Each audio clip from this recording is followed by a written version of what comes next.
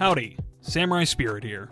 Story structure is one of the most important elements of storytelling. It's the order in which a writer presents the events of their story, and doing this correctly can make all the difference in deciding whether a story makes an impact on its audience or falls flat on its face.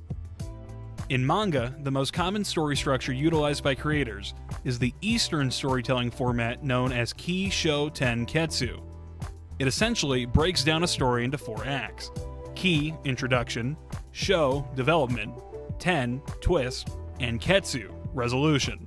If you want to write your own manga using Kishōtenketsu, or just gain a deeper understanding of how stories are told within the manga that you're reading, then the best thing to do is to analyze manga and try to recognize how the mangaka behind it is utilizing Kishōtenketsu. In order to help you do this, I'm going to go over a manga with you and point out exactly where each act begins and ends.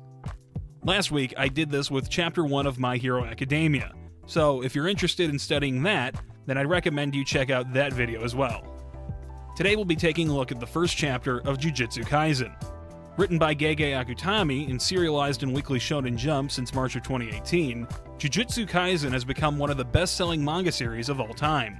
And as a series, it's well deserving of that honor. Akutami-sensei, after all, is a tremendous artist and a great storyteller. But as far as the first chapter of the series is concerned, I actually have a few issues to point out.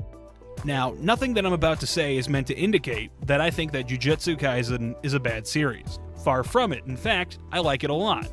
What I am trying to do is to point out a potential flaw with the story on a structural level, so that future writers can be aware of them and decide for themselves whether or not they'd like to do things differently. So let's take a look at Chapter 1 and see if we can figure out how it can be broken down into the Kishōtenketsu format.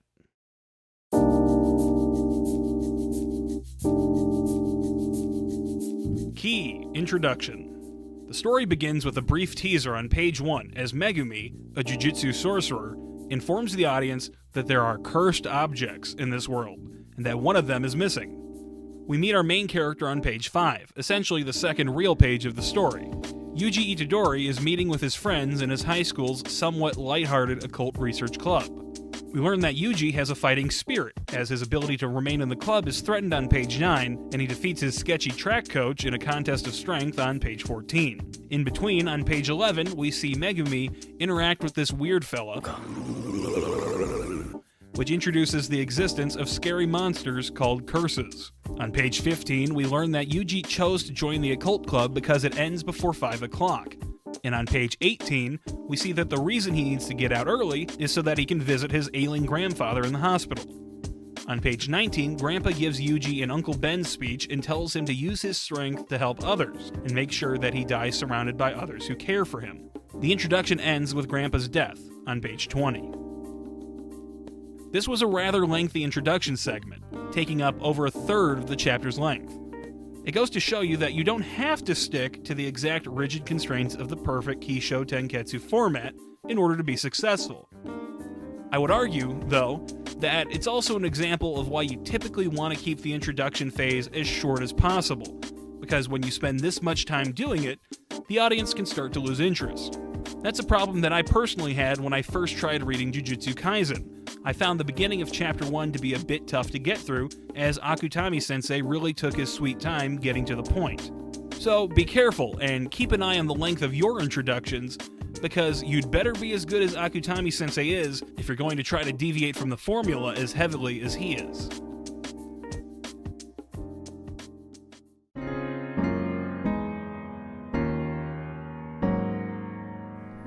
Sho, development.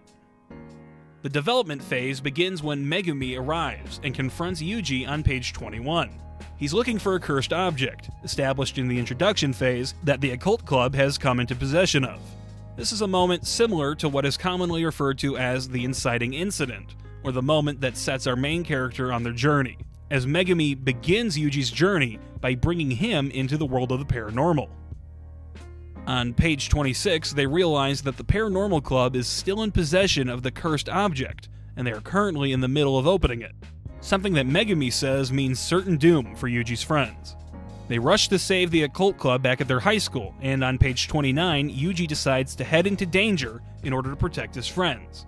On page 30, we get to see the weird-ass monster that has come to retrieve the cursed object, And on page 36, we get to see Yuji follow his grandpa's advice by using his natural gifts to join the fight and help save the day.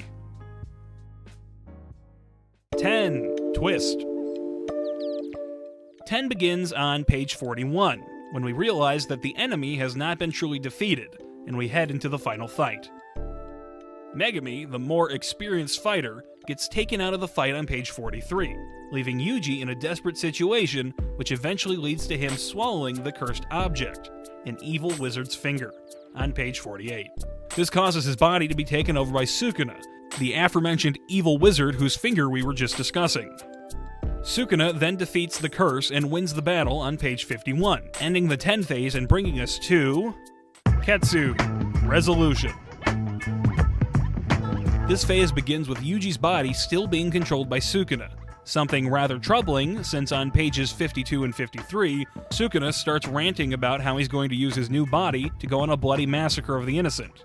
This is more or less resolved on page 54 when Yuji takes control back from Sukuna and demonstrates that he's still the one in charge. Nonetheless, we finish the story on page 55 with Megumi deciding that he has no choice but to kill Yuji, now that he and Sukuna are body buddies. So that's the Kishōtenketsu storytelling formula as it appears in the first chapter of Jujutsu Kaisen. This story strayed away from the textbook storytelling proportions typically prescribed by the KSTK formula, but all the elements are still there and in the correct order.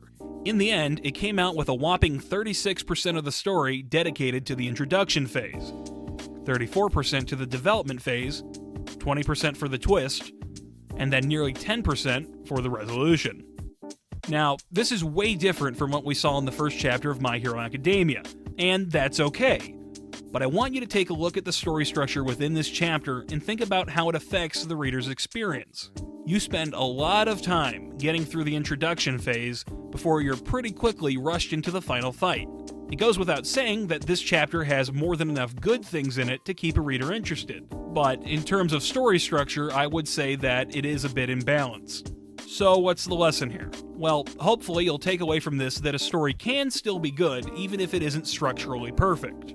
You can survive having some pretty wonky proportions in your story, but what you can't do is just leave out the KSTK elements altogether. So don't be afraid to experiment a bit with story structure, but just be aware of the way in which those deviations affect the way a story is experienced. In the end, I'd say that Chapter 1 of Jujutsu Kaisen sacrifices its chance to be a well-balanced full story in favor of being a fast-paced partial story, which is meant to funnel you towards the next chapter, and that's okay. Thanks for watching the video, and don't forget to go back and take another look at the chapter we just went over with a new set of eyes. If you enjoyed this video, then I'd appreciate it if you stuck around to catch the next one. And don't forget to leave me a suggestion for a topic you'd like to see me cover next. See you next time. Bye.